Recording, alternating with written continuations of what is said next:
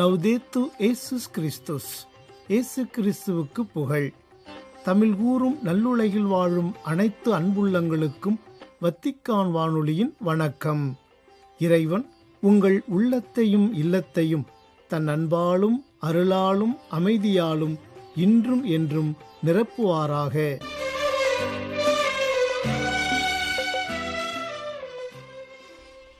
அன்பு நேயர்களே, வத்திக்கான் வானொலி இன்று உங்களுக்கு வழங்கவிருப்பவை: தடம் தந்த தகைமை, திருத்தந்தையின் புதன் பொதுமறைக்கல்வி உரை மற்றும் செய்திகள்.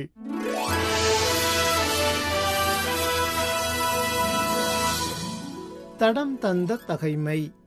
மறைநூல் வாக்கு இன்று நிறைவேறிற்று.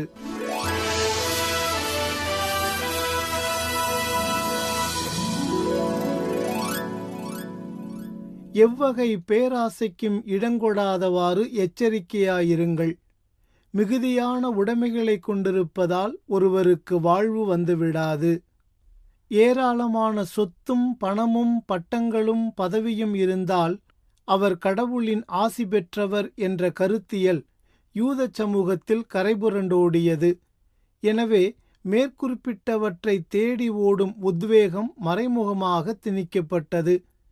இதனால் யாரை பிடித்தேனும் எதை செய்தேனும் நல்வாழ்வு வாழ வேண்டும் என்ற ஆசை அடிமட்ட மக்களிடமும் இருந்தது. அவ்வாறு ஆகா ஓகோ என வாழ்ந்தால்தான் கடவுளும் கண்டுகொள்வார் என்ற அறியாமையும் அங்கே அபாரமாக இருந்தது.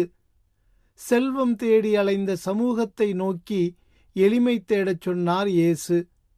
செல்வம் இருந்தால்தான் சொர்க்கம் செல்லலாம் என்ற சித்தாந்தத்தை சிதறடிக்கச் சொன்னவரும் அவரே.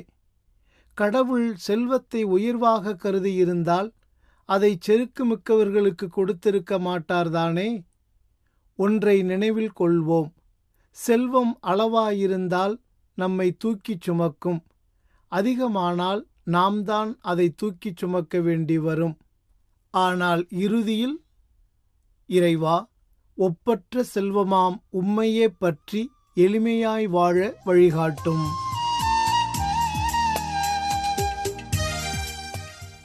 திருத்தந்தையின் புதன் பொதுமறைக்கல்வி உரை. மக்களினங்களின் ஒளி. நீ உறவாடும் நேரமே, என் உளமெங்கும் வசந்தமே, நீ எனதாகும் பொழுதில் உன் எண்ணங்கள் என்னை மாற்றுமே. உன்னருள் போதுமே, நீ உறவாடும். அன்பர்களே, பிப்ரவரி 18 புதன்கிழமை வத்திக்கானின் புனித பேதுரு பெருங்கோவில் வளாகத்தில் சரியாக காலை 10 மணிக்கு தனது புதன் பொதுமறைக்கல்வி உரையை தொடங்கினார் திருத்தந்தை 14ஆம் லியோ.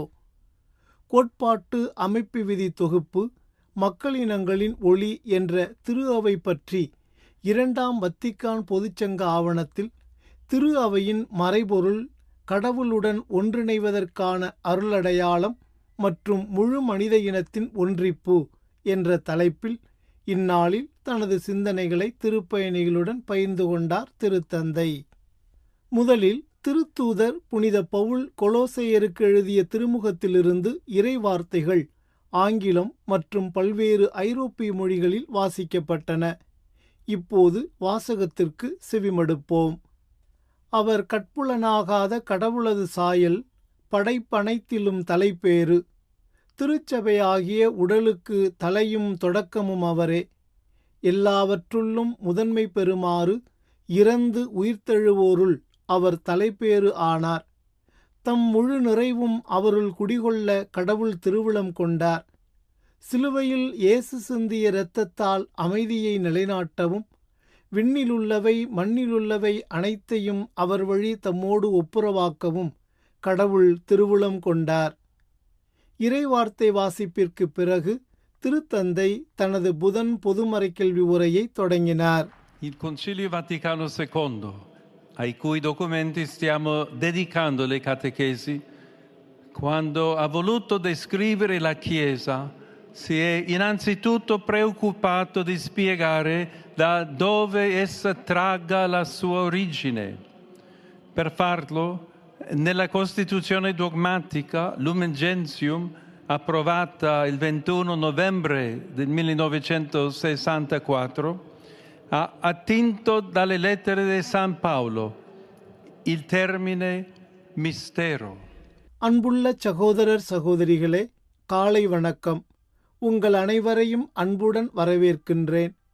இந்த மறைக்கல்வி உரையை நாம் எந்த ஆவணங்களுக்கு அர்ப்பணிக்கிறோமோ அந்த ஆவணங்களுக்குத்தான் இரண்டாம் வத்திக்கான் பொதுச்சங்கம் திரு அவையை விவரிக்க விரும்பிய போது முதலில் அது எங்கிருந்து வருகிறது என்பதை விளக்குவதில் அக்கறை கொண்டிருந்தது.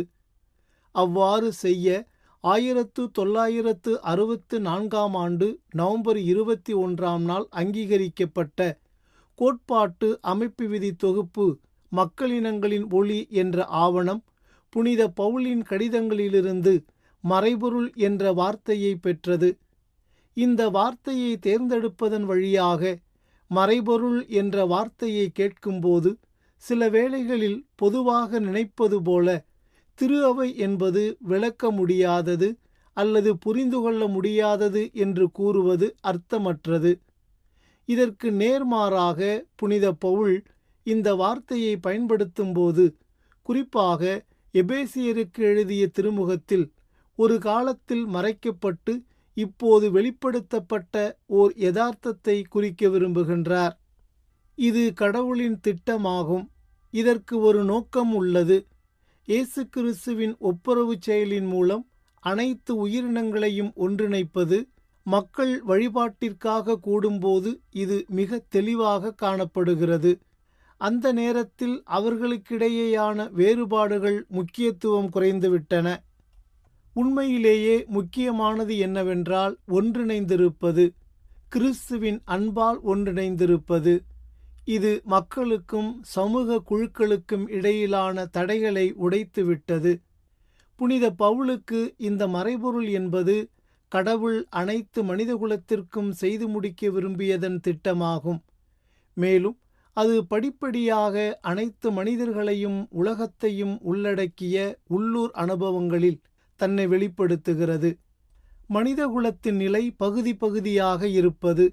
அதை மனிதர்களால் சரி செய்ய முடியாது. இருப்பினும் ஒன்றிப்பை நோக்கிய பதற்றம் அவர்களின் இதயங்களில் வாழ்கிறது. இந்த நிலையில் தூய ஆவியாரின் வழியாக பிரிவினை சக்திகளையும் பிரிவினையாளரையும் வெல்லும் இயேசு கிறிஸ்துவின் செயல் நுழைகிறது.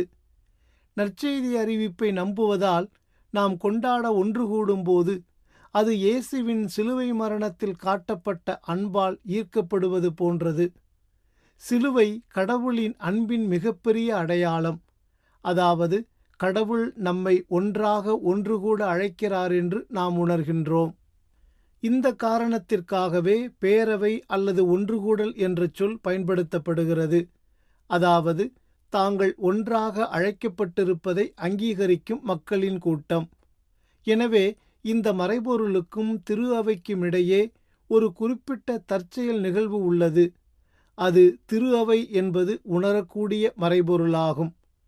இந்த ஒன்றித்த அழைப்பு துல்லியமாக கடவுளால் மேற்கொள்ளப்படுவதால் இது ஒரு மக்கள் குழுவிற்கு மட்டும் வரையறுக்கப்பட முடியாது. ஆனால் அது அனைத்து மனிதர்களின் அனுபவமாக மாற விதிக்கப்பட்டுள்ளது. எனவே கோட்பாட்டு அமைப்பு விதி தொகுப்பு மக்களினங்களின் ஒளி என்ற ஆவணத்தின் தொடக்கத்தில் பின்வருமாறு உறுதிப்படுத்தப்படுகிறது. திரு அவை கிறிஸ்துவில் ஏதோ ஒரு வகையில் அருளடையாளம், அதாவது கடவுளுடனான நெருக்கமான ஒன்றிப்பிற்கும் முழுமனித இனத்தின் ஒன்றிப்பிற்கும் அடையாளம் மற்றும் கருவியாகும்.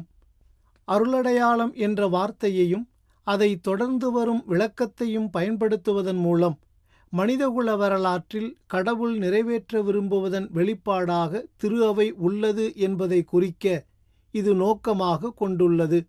எனவே திரு அவையை உற்றுநோக்குவதன் வழியாக கடவுளின் திட்டத்தை, மறைபொருளை ஓரளவு நாம் புரிந்து கொள்கின்றோம். இந்த அர்த்தத்தில் திரு அவை ஓர் அருளடையாளம். அதே வேளையில் திரு அவை வெறும் அடையாளம் அல்ல, மாறாக ஒரு செயலிலுள்ள அடையாளம் என்பதை காட்ட அருளடையாளத்துடன் கருவி என்ற வார்த்தை சேர்க்கப்பட்டுள்ளது. வரலாற்றில் கடவுள் செயல்படும்போது அவர் தனது செயலை பெறும் மக்களைச் சேர்த்து அவர் செய்யும் செயல்களில் அவர்களை ஒரு பகுதியாக ஆக்குகிறார். திரு அவையின் வழியாகவே மக்களை தம்முடன் இணைத்து தங்களுக்குள் ஒன்று சேர்க்கும் நோக்கத்தை கடவுள் நிறைவேற்றுகிறார். கடவுளுடனான ஒன்றிப்பு மனிதர்களுடனான ஒன்றிப்பில் வெளிப்படுகிறது. இது மீட்பு எப்படி இருக்கிறது என்பதை விவரிக்கிறது. மக்களினங்களின் ஒளி என்ற ஆவணத்தில் திரு அவை மீண்டும் ஓர் அருளடையாளம் என்று அழைக்கப்படுகிறது. ஆனால் இந்த முறை அது தெளிவாக மீட்பின் அருளடையாளம் என்று அழைக்கப்படுகிறது. கிறிஸ்து சிலுவையில் உயர்த்தப்பட்டபோது அவர் எல்லா மக்களையும் தம்மிடம் ஈர்த்தார் என்று பொதுச்சங்கம் விளக்குகிறது. இறந்தோரிலிருந்து உயிர்த்தெழுந்த பிறகு அவர் தூய ஆவியாரை திருத்தூதர்களிடம் அனுப்பினார். ஆவியாரின் வழியாக அவர் தனது திருவுடலை உருவாக்கினார். அது திரு அவை. அதை மீட்பின் உலகளாவிய அருளடையாளமாக மாற்றினார். இப்போது கிறிஸ்து தந்தையின் வலப்பக்கத்தில் அமர்ந்திருப்பதால் அவர் உலகில் தொடர்ந்து பணியாற்றி வருகிறார். அவர் மக்களை திரு அவைக்கு அழைத்துச் செல்கிறார். மேலும் திரு அவையின் வழியாக அவர்களை தம்மிடம் நெருங்கி வரச் செய்கிறார். அவர் தனது மாட்சிமையான வாழ்க்கையை அவர்களுடன் பகிர்ந்து கொள்கிறார். குறிப்பாக அவரது உடல் மற்றும் இரத்தத்தால் அவர்களுக்கு உணவளிப்பதன் வழியாக பகிர்ந்து கொள்கிறார்.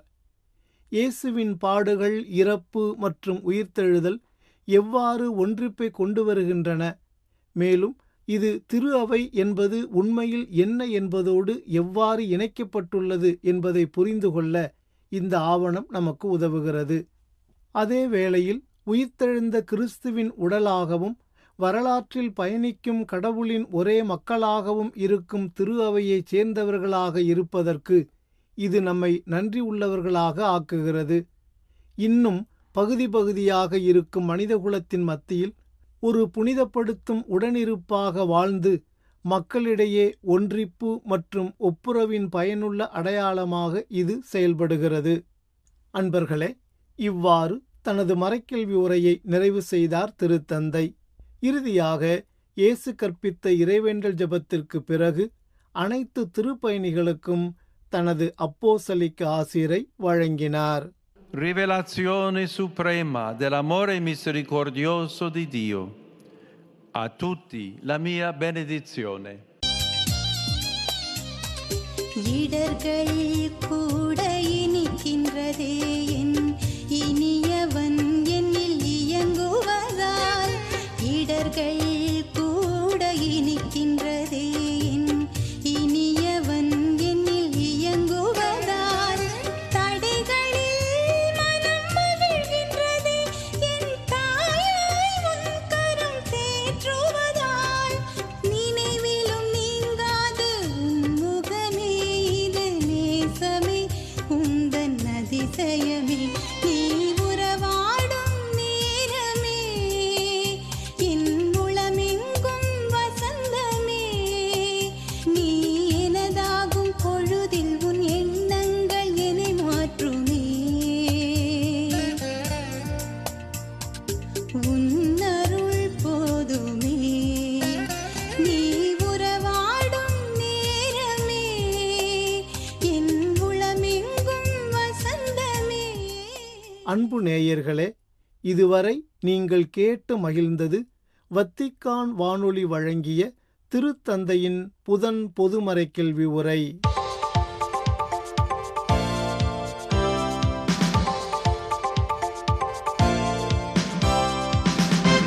செய்திகள். பிப்ரவரி 18 புதன்கிழமையன்று ரோமைக்கான திருப்பயணத்தின் போது புனித பேதுருவின் ஆட்சி பீடத்திற்காக என்ற அமைப்பின் உறுப்பினர்களுக்கு வழங்கிய உரையில் திருத்தந்தையின் ஆட்சி பீடத்தை ஆதரிப்பதில் அவர்களின் அசைக்க முடியாத அர்ப்பணிப்பை பாராட்டினார் திருத்தந்தை 14ஆம் லியோ. இவ்வமைப்பின் வரலாற்று மரபை நினைவுகூர்ந்த திருத்தந்தை, ஒரு காலத்தில் திருத்தந்தையின் ஆட்சியை தங்கள் உயிரை பணயம் வைத்து பாதுகாத்த பேப்பல் ஜுவாவேஸ் என்ற காலாட்படை பிரிவினரின் அர்ப்பணிப்பை நன்றியுடன் நினைவுகூர்ந்தார். அவர்களின் ஆதரவின் தன்மை பரிணாம வளர்ச்சி பெற்றுள்ள நிலையில் குறிப்பாக இறைவேண்டலில் விசுவாசிகளுக்கு திருத்தந்தையின் ஆட்சிப்பீடத்தின் பங்களிப்பை விளக்கி ஏழைகளுக்கு தொண்டு மற்றும் நன்கொடைகள் வழியாக உதவுவதில் அவர்களின் அர்ப்பணிப்பு இன்றியமையாதது என்று எடுத்துக்காட்டினார் திருத்தந்தை. இந்த அமைப்பின் தொடர்ச்சியான பங்களிப்புகளுக்கு, குறிப்பாக தனது முன்னாள் மறைமாவட்டமான சிக்லாயோவில் ஒரு பிறரன்பு பணி திட்டத்திற்கு அவர்கள் அளித்த ஆதரவிற்கு நன்றி தெரிவித்துக் கொண்ட திருத்தந்தை, இது மிகவும் பாதிக்கப்படக்கூடியவர்களுக்கு ஒரு பயிற்சி மையத்தை நிறுவ உதவும் என்றும், இந்த சைகை உடல் ரீதியான தூரத்தை பொருட்படுத்தாமல் தேவையில் இருப்போருடன் நெருக்கமாக இருக்க அனுமதிக்கிறது என்றும் குறிப்பிட்டார். திருத்தந்தையின் சுதந்திரத்தை பாதுகாப்பதற்கான இவ்வமைப்பின் பணியின் தொடர்ச்சியான பொருத்தத்தை கோடிட்டு காட்டிய திருத்தந்தை, இது நற்செய்தியை அறிவிக்கவும், நீதியை பாதுகாக்கவும், அமைதியை மேம்படுத்தவும், ஏழைகள் மற்றும் ஒடுக்கப்பட்டவர்களை ஆதரிக்கவும் திருத்தந்தைக்கு உதவுகிறது என்று எடுத்துக்காட்டினார். இந்த கலக்கம் நிறைந்த காலங்களில் திருத்தந்தையின் ஆட்சிப்பீடம் உண்மையை பேசவும், இயேசு கிறிஸ்துவை ஒப்புரவு செய்யப்பட்ட மனிதகுலத்திற்கான ஒரே நம்பிக்கையாக அறிவிக்கவும் சுதந்திரமாக இருப்பது மிகவும் முக்கியம் என்று குறிப்பிட்டார் திருத்தந்தை. ரோமையிலுள்ள குழந்தை இயேசு மருத்துவமனையில் புதிய கூழ்ம பிரிப்பு பிரிவை பார்வையிட்ட திருப்பீடச் செயலர் கர்தினால் பியேத்ரோ பரோலின் அவர்கள் கொடுப்பதன் கலாச்சாரம் என்ற தலைப்பில் அங்கு நிகழ்ந்த கலந்துரையாடல் ஒன்றில் பேசியபோது, உடல் உறுப்பு தானம் என்பது மரணத்தை விட உயர்ந்த அன்பு என்று கூறினார். பணம், நேரம் அல்லது உறுப்புகளை தானம் செய்வது எதுவாக இருந்தாலும் அவை தாராள மனப்பான்மையின் செயல்கள் என்று குறிப்பிட்ட கர்தினால் பரோலின் அவர்கள், மரணத்தை கடந்து மாண்பை மீட்டெடுக்கும் அன்பை அவை வெளிப்படுத்துகின்றன என்று எடுத்துரைத்தார். மேலும் உடல் உறுப்பு தானம் என்பது மற்றவர்களுக்கு நம்பிக்கையையும் வாழ்க்கையையும் வழங்கும் ஓர் ஆழமான பரிசு என்று பாராட்டிய அவர், சிறுநீரக மாற்று அறுவை சிகிச்சை 17 வயது நோயாளி சாமுவேல் கலிம்பெருதி என்பவரின் வாழ்க்கையை எவ்வாறு மாற்றியது என்பதை குறித்தும், உலக மாற்று அறுவை சிகிச்சை விளையாட்டுகளில் உலக சாம்பியனாக மாற எவ்வாறு அனுமதித்தது என்பதை பற்றியும் பகிர்ந்து கொண்டார். உண்மையான தாராள மனப்பான்மை கடவுளை மகிமைப்படுத்துகிறது என்றும், தன்னார்வத் தொண்டு, கவனிப்பு மற்றும் உடனிருப்பு ஆகியவை கொடுப்பதன் முக்கிய வடிவங்கள் என்றும் வலியுறுத்தி கூறினார் கர்தினால் பரோலின். மேலும் இக்கலந்துரையாடலில் பேசிய குழந்தை இயேசு மருத்துவமனையின் தலைவர் திசியானோ ஒனஸ்தி அவர்கள், குழந்தைகளில் முதலீடு செய்வது ஒரு சமூகத்தின் உண்மையான நல்வாழ்வை வெளிப்படுத்துகிறது என்று சுட்டிக்காட்டினார். இந்த 2026ஆம் ஆண்டு தவக்காலமும் மற்றும் ரம்ஜான் காலமும் பிப்ரவரி 18 புதனன்று ஒரே நேரத்தில் தொடங்குவது பிலிப்பீன்ஸில் உள்ள கிறிஸ்தவர்களுக்கும் முஸ்லிம்களுக்கும் இடையிலான உறவை வலுப்படுத்துவதற்கான ஒரு தனித்துவமான வாய்ப்பாகும் என்று கத்தோலிக்க ஆயர்கள் மாநாட்டின் மதங்களுக்கு இடையிலான உரையாடல் பணிக்குழுவின் தலைவரும் கிடாபாவன் மறைமாவட்டத்தின் ஆயருமான ஜோஸ் கொலின் மெந்தோசா பகாபோரோ அவர்கள் கூறினார். இரு சமூகத்தினருக்கும் விடுத்துள்ள செய்தி ஒன்றில் ஒருவருக்கொருவர் மீதான மரியாதை மற்றும் ஒத்துழைப்பின் முக்கியத்துவத்தை வலியுறுத்திய ஆயர் பகாபோரோ அவர்கள், அரசியல் அல்லது நிலத்தகராறுகள் காரணமாக அவ்வப்போது அங்கு பதற்றங்கள் ஏற்பட்டாலும் கடந்த 20 ஆண்டுகளாக பிலிப்பீன்ஸ் மக்கள் இணக்கமான உறவுகளை கட்டியெழுப்புவதில் குறிப்பிடத்தக்க முன்னேற்றத்தை அடைந்துள்ளனர் என்றும் சுட்டிக்காட்டினார். மேலும் தவக்காலம் மற்றும் ரம்ஜான் ஆகிய இரண்டும் இறைவேண்டல், நோன்பு, மனந்திரும்புதல் மற்றும் தாராள மனப்பான்மைக்கான காலங்களாகும் என்று கூறிய ஆயர் பகாபோரோ அவர்கள், இது விசுவாசிகளை ஒருவரை ஒருவர் சகோதரர் சகோதரிகளாக பார்க்க ஊக்குவிக்கிறது என்றும் குறிப்பிட்டார். திருவிவிலியம் மற்றும் திருக்குரான் ஆகிய இரண்டிலிருந்தும் மேற்கோள் காட்டி பேசிய ஆயர் பகாபோரோ அவர்கள், விசுவாசிகள் அமைதியை செயலில் காட்டவும், விசுவாசத்தின் மூலம் தங்கள் இதயங்களை மாற்றியமைக்கவும், ஏழைகள் மற்றும் விளிம்பு நிலை மக்கள் மீது இரக்கம் காட்டவும் வலியுறுத்தினார். இத்துடன் வத்திக்கான் வானொலியின் தமிழ் ஒலிபரப்பு நிறைவு பெறுகின்றது. தொடர்வது அதன் மலையாள நிகழ்ச்சிகள். உங்கள் செவிமடுத்தலுக்கு நன்றி. வணக்கம்.